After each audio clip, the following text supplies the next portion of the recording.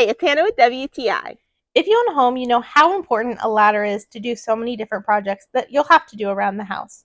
But ladders take up a lot of space and you need different kinds. But this one by Lewis Ladders solves the problem. It is multi-tool, multi-ladders all in one. It's a 15.5-foot extension ladder, which was helpful to us. We needed to do some chimney work and get up on our roof the other day because we had some chimney lifts in our chimney.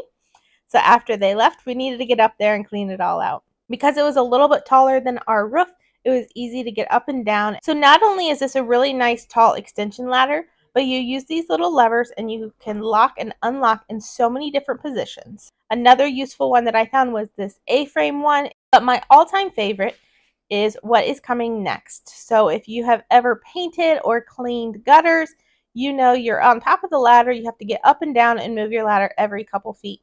But no more. This folds into this beautiful scaffold and comes with these two pieces so that the next time you need to get up high and move around, you have a nice little walkway to get all of your work done and you're getting up and down and moving your ladder less often. And yet, despite it being able to perform all of these functions, it folds up into this little thing that is smaller than our 6-foot ladder.